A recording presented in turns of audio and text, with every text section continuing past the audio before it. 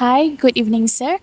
Today, both of us would like to interview you as our interviewee to explain to us how Chinese culture um, work in communication styles. Okay, so could you please tell us your name and your educational background and also your personal background? My personal background. Okay. Hello, my name is Edwin Law Wishin, and I what was it? Study finish in SKM certificate and uh, what engineering certificate also, and I work in this for about in this car line is about 10 over years already.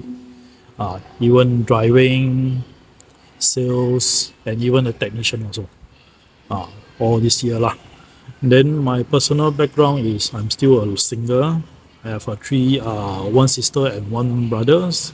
My family two also still healthy. It's just five of us in our family lah. Okay. So we will move to our interview.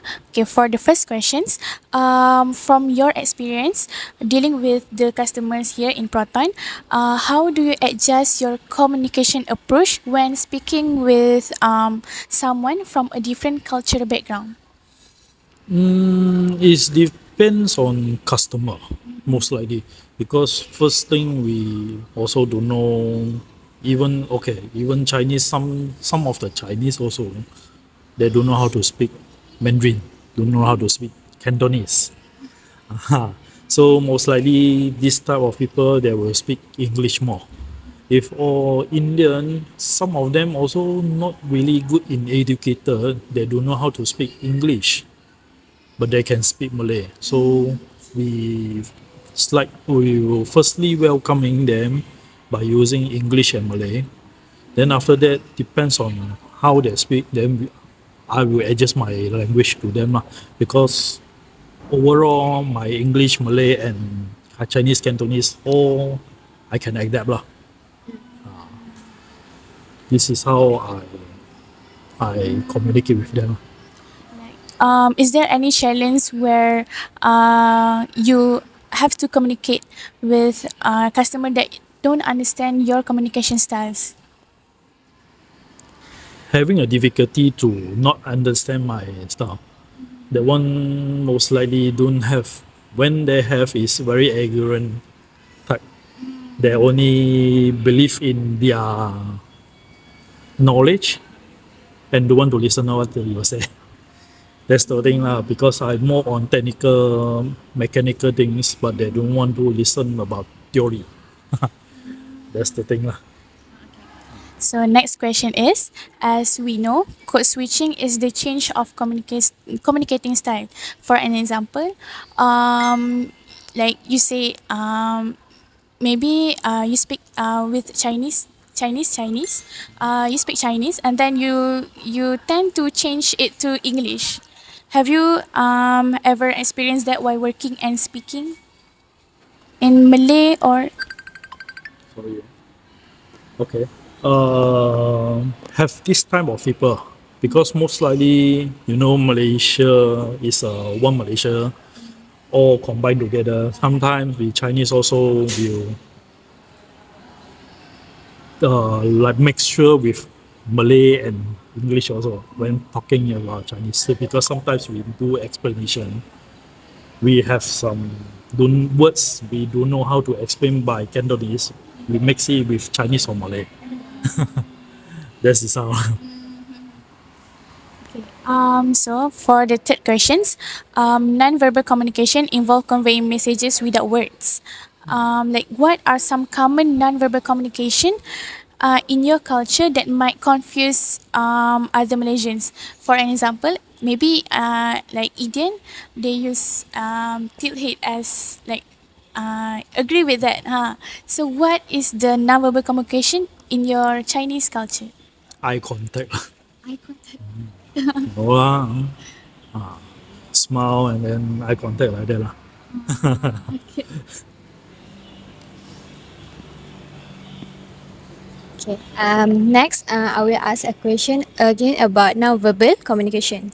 So, since you have been working here for a time, could you tell us about the non-verbal communication challenge that you are facing? Non-verbal what? Non-verbal communication, which mean body contact, all Body of that. language. Maybe they a bit sensitive, too much like very hard to explain like that, and then they will like kind of, but they will still try to how to say, try to know what we are going to talking about lah. It's not much lah because I normally explain very well in car, but then in it's just that some people will think about when in car line, they think about their own profit, their own agenda, something like that. So this will hold them back to buy car or thing like that thing.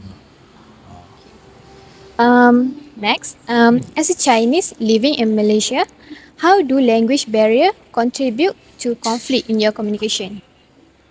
Language barrier contribute to conflict in communication, which means very difficulty to talk to others. For me, I like it's normal because not all the people can talk like Chinese because Chinese have to study Malay and English and themselves also have a lot of language.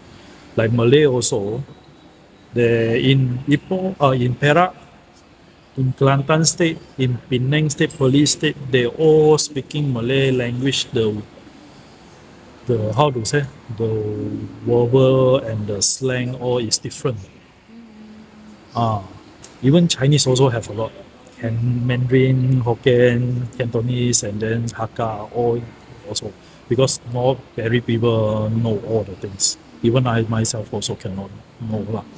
So everything have to adapt and slowly learn from others lah. Try to talk and then learn a bit by bit lah. Can you share an example of conflict that happened since you have been working here? Share what? Any experience that you For an example, happened? okay, maybe the language barrier that you experience with your customer. How am I going to overcome this? Yes, how? We'll try to ask for my colleague to help assist by language barrier because my own can tell one thing lah. One person cannot achieve all the things. You have to be a other to help you, so that you can go more further, longer distance, more moving forward, and then after that ask back what they are talking about and try to learn about it lah. This is the last question. The last question. Okay. In your opinion, what strategy may be applied to prevent and overcome communication conflict between you and other Malaysian? Are there any specific solution you are using to solve the conflict? You have to learn more language.